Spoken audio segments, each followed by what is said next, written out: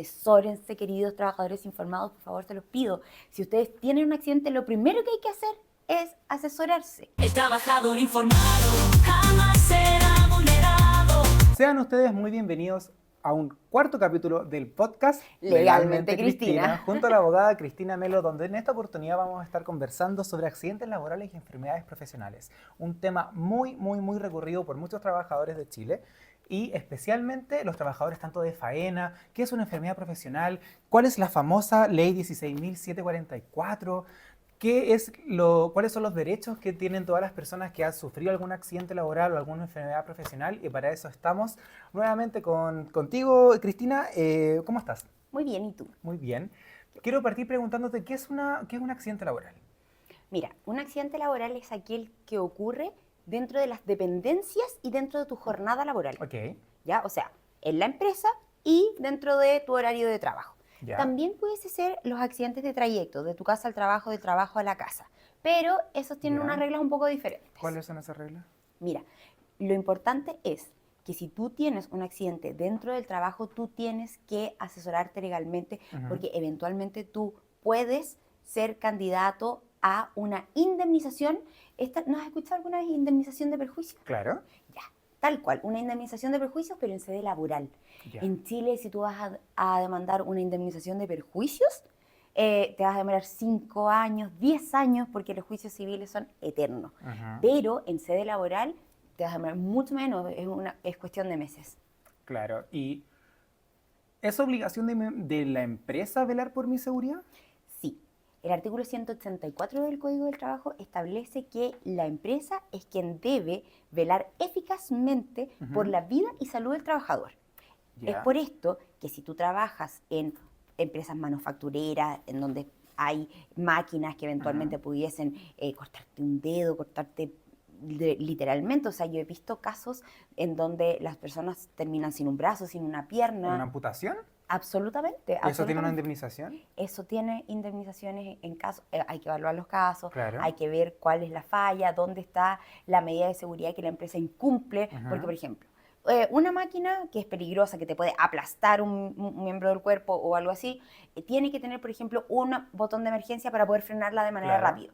Ya tiene que estar obrando 100% bien y de cómo viene comprada. No, Claro. Por ejemplo, al día de hoy en No la alterada. faena, claro, las alteran, le ponen partes hechizas a las máquinas para que puedan producir más rápido y qué sé yo, pero las dejan total y completamente vulnerables a ocasionar un accidente a un trabajador. Y Qué eso al final del peligroso. día lo barato sale caro, Ignacio. Totalmente. Oye, ¿qué dice la famosa ley 16.744? Mira, esa es una ley que está obviamente dentro de las leyes que ampara el Código del Trabajo y que en definitiva es un seguro. Es un seguro para los trabajadores, tal como el seguro que uno contrata, como contrata el seguro de vida, que es que si usted se muere le van a dar tantos y tantos millones ya. Este es un seguro, tiene las mismas características que tiene todo trabajador con un contrato de trabajo, por supuesto de manera formal, las boletas de un horario aquí no entran, ¿ya? Y para que en caso de que tú tengas un accidente en el trabajo o una enfermedad profesional, la mutualidad, ya sea la AT, la Mutual de Seguridad, el IST o el ISL, te atienda de manera total y completamente gratuita en todo lo que tenga que ver, prestaciones médicas, operaciones, después todo lo que es la rehabilitación, terapias kinesiológicas, terapias ocupacionales, los remedios y el pago de las licencias. Además, si tú por tu enfermedad profesional o por tu accidente del trabajo quedaste, por ejemplo, con una incapacidad permanente, ¿ya? Si la incapacidad permanente es sobre el 20 y tanto %, acá todos los años me cambian, obviamente van subiendo el tema, ya, pero en un 25% para arriba, tú quedas con un pago de una indemnización. Además, aparte de la indemnización que puedes demandar en el tribunal, ¿ya? Pero esa indemnización siempre es como más baja. Claro. Dependiendo de lo que te pasó, te van a dar 5 sueldos, 6 sueldos. Hay una tabla en la ley que va variando. Y esa tabla va variando con respecto a lo que eventualmente se me puede haber dañado a mí en el cuerpo, no sé, el brazo, la mano. Una amputación de un dedo, por ejemplo, y quedaste con una incapacidad del 25%, probablemente te van a pagar 4 o 5 sueldos, ¿ya? Pero, ¿4 o 5 sueldos? Sí. Y si tu Imagínate. sueldo era grande, vas a quedar más o menos bien indemnizado. Si tu sueldo era más pequeño, menos. Pero el punto es que no tiene nada que ver con la indemnización que tú puedes demandar en el tribunal, que por ejemplo, al día de hoy, yo siendo bien honesta, he demandado cientos de indemnizaciones de perjuicio en el tribunal y me quedo corta, porque yo creo que son más Yo también. de un par de cientos, en donde, por ejemplo, por el pulgar, 13 millones de pesos, fácil. 20 también. Ahí también uno depende del juez. Sí. Hay jueces que son mucho más garantistas, que por ejemplo tuvieron un papá que algún día perdió un dedo, sabe lo que significa el resto de tu vida, Claro. No tener un miembro del súper cuerpo. incapacitado. Exacto, entonces ese juez va a tener, por supuesto, mucho mayor contacto con el trabajador vulnerado y va a poder dar una indemnización más alta. Entonces, finalmente es a juicio y a criterio del juez cuánto dinero va a dar. Claro. Y Cristina, ¿qué es lo primero que tengo que hacer si tengo un accidente laboral? Si me caigo de la escalera, si tengo algún accidente un poco más grave donde estoy comprometido, ¿qué es lo primero que tengo que hacer? Exigir que seas inmediatamente trasladado a la mutualidad. Por mi empleador. Exacto. El empleador tiene la obligación de prestarte la asistencia, ya sea llamando a la ambulancia o ellos mismos prestando el traslado para que tú te vayas. Mira, si es demasiado grave el accidente, tú te van a llevar al primer centro asistencial Claro.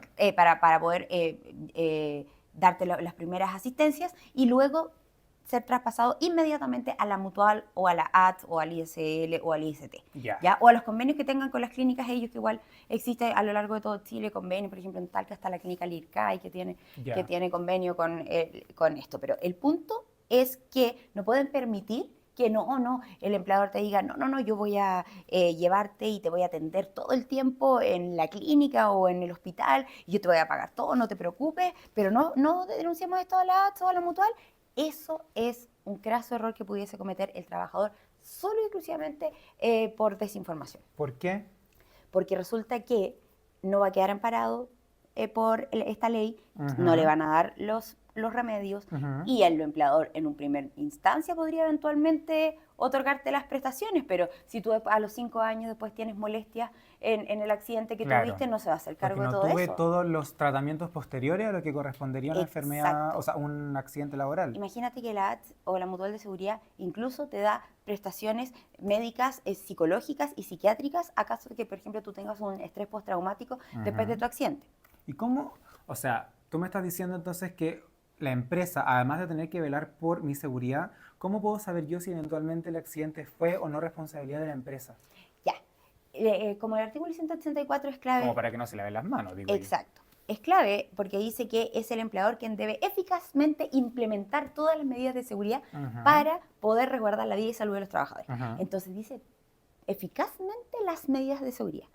Ellos van a tener que probar en el juicio que ellos eficazmente proporcionaron todas las medidas de seguridad suficientes para que tú no te accidentas. Mira, esto es un tema bastante lógico.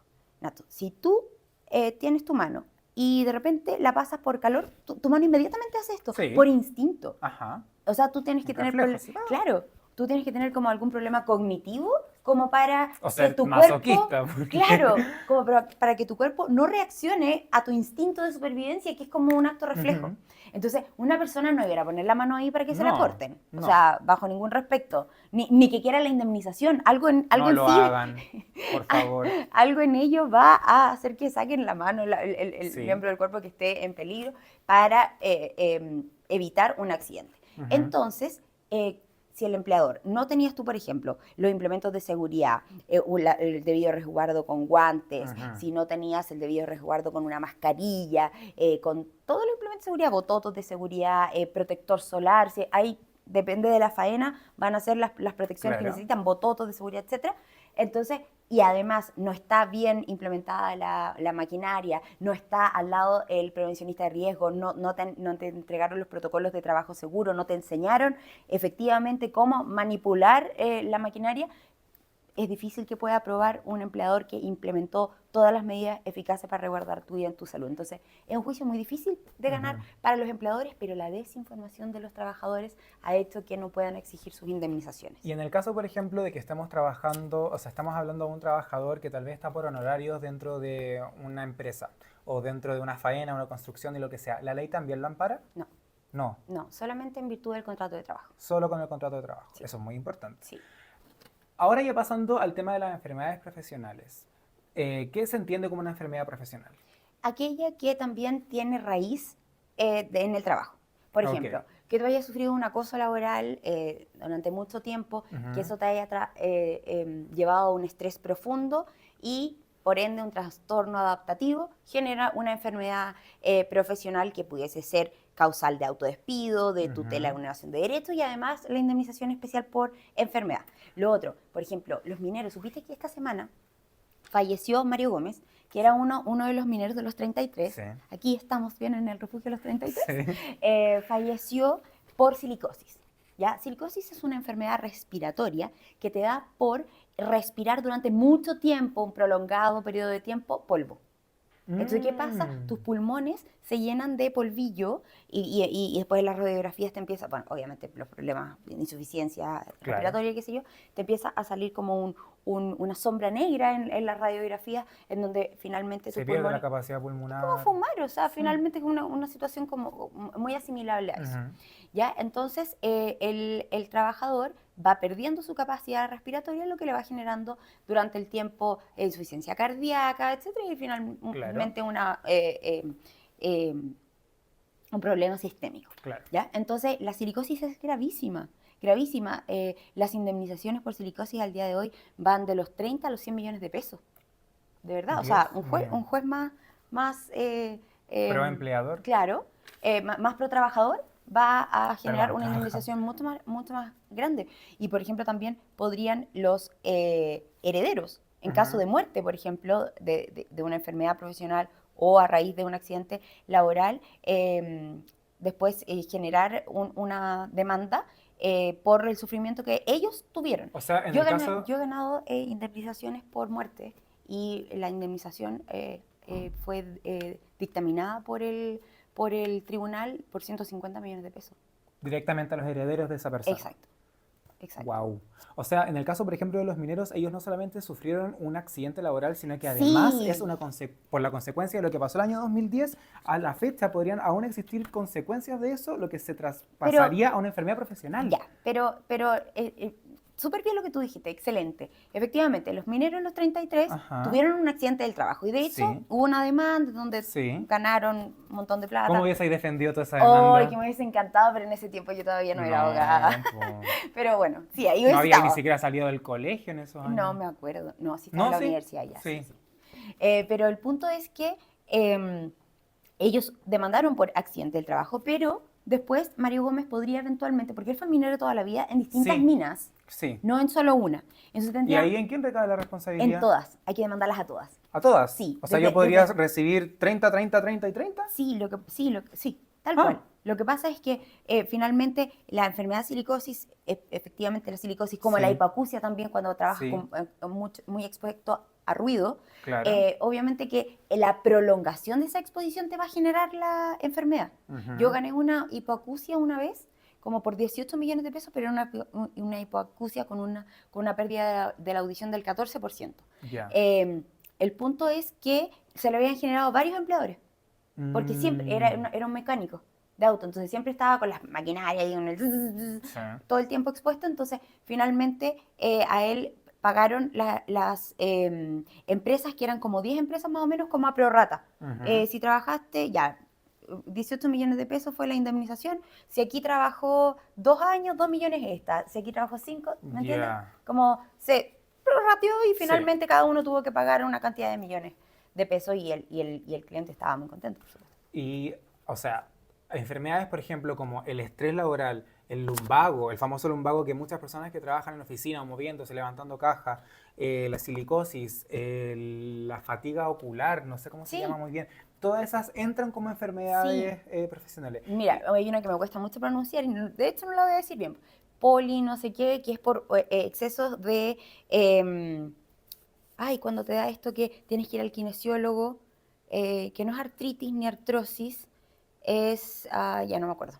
Pero epicondilitis, algo así. ¿Epicondilitis puede ser? Sí. Esa también, claro, que son excesos de tendinitis en un mismo brazo, que ya eso es crónico, también. Todo tipo de enfermedades que te pueda generar Y por la el enfermedad trabajo. profesional se demanda también. Sí, es exactamente igual al accidente. Y por ejemplo, una persona que está con una enfermedad profesional, imagínate un estrés laboral, tal vez algún estrés postraumático que se haya vivido dentro de la empresa, que está con licencia. Muchas veces nos pasa que los trabajadores informados nos dicen que fue desvinculado con licencia. Sí. ¿Qué pasa ahí? Porque mucha gente piensa que estar con licencia es como decir, boli, Claro. no me pueden tocar. Ya. Pero, ¿qué pasa ahí? Tienes toda la razón, es importante. Depende de qué tipo de contrato tengas. Ya. Si tienes un contrato indefinido, no te pueden despedir ni por necesidades de la empresa, Ujú. sí por cualquier otra causa, pero si ya llevas una licencia prolongada, no tienes tiempo para cometer Claro. algo malo en el trabajo. Pero en caso de que, por ejemplo, tú tuviste el accidente con un contrato a plazo, sí te pueden despedir. Ya. El contrato a plazo no se interrumpe o sea, el término del plazo no se interrumpe por existencia de una licencia. Ujú. Así que, ojo ahí, asesórense, queridos trabajadores informados, por favor, se los pido. Si ustedes tienen un accidente, lo primero que hay que hacer es asesorarse. En el link de contacto que está en mi perfil, pueden agendar una horita Vayan. conmigo. Yo puedo asesorarles respecto de todo, porque tienen que saber cómo pueden reclamar sus prestaciones en la ATS o en la Mutual de Seguridad, Ajá. cómo poder, por ejemplo, también alegar o reclamar el pago del subsidio, las licencias, etc.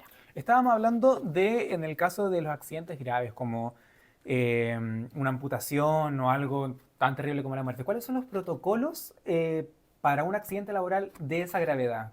Cuando Mira. se trata, no sé, que alguna persona está incapacitada después de un accidente, que se desmayó en el lugar, ¿qué se hace? Yo entiendo. Lo que pasa es que obviamente la gente va a decir, yo tuve un accidente grave si te Ujú. fracturaste la tibia del peroné. Obvio Claro, grave, ¿ya? sí. El punto es que la calificación de gravedad la da la misma ley. ¿ya? Claro. Entonces, y estos son cualquier accidente que requiera bomberos o rescate. Ya. ¿Ya? Me tocó una vez un cliente que se cayó en una fosa. ¿Viste que cuando uno trabaja arreglando autos? Sí, fosas? hay una fosa. Ya, cayó a la fosa. Ay. ¿Ya? Entonces como que se planó toda esta parte de la cara. Ay. Terrible. Ya. Ese tipo de el requerido de rescate. Ya. Que llegar a bomberos a sacarlo porque la cabeza, qué sé yo. Ujú. Entonces, eso. Después, amputación. Ya. De cualquier miembro del cuerpo, aunque sea la mitad del meñique, o sea, de la Amputación falange, igual. es amputación igual. También está lo que se requiere reanimación. O sea, Ya. literalmente moriste Ujú. y tienen que... El famoso DEA. Tal cual. ¿Ya? Y también las caídas de altura de más de 1,80 m. De más de 1,80 m. De más de 1 metro. Así que en las declaraciones igual es importante. Cuando después de el trabajador que sufrió el accidente le van a pedir una declaración, le dicen, oye, di que te caíste de 1,5 m nomás. Ya. Y claro, y el trabajador dice, no, pero yo me caí de 3 metros. No, pero di que de 1,5 m porque si no, no te van a atender. O sea, todos los trabajadores que trabajan, por ejemplo, limpiando la fachada de un edificio, Claro. los que están arriba de andamios, Tal la cual. construcción, todos ellos tienen que hacer valer también sus derechos de tener el correcto equipamiento de seguridad. Si tú trabajas a mayor de altura y más de 1,80 m de altura, por supuesto que tienes que exigir el arnés de seguridad, la línea de vida, todo el andamio seguro, la escalera tijera, no la escalera que tú pones en... El que se apoya en la pared. Claro, en la que se apoya en la pared. No, ¿ya? pagamos bien las cosas. Exacto. Lo otro, no te puedes subir hasta 2 peldaños, o sea, tú puedes quedar máximo en el tercer peldaño, ni en el penúltimo ni en el último. ¿Ya? Entonces, esas también son medidas de seguridad importantes que se deben cumplir. Por ejemplo, me tocó una vez en Santa Cruz una persona que trabajaba recogiendo manzanas.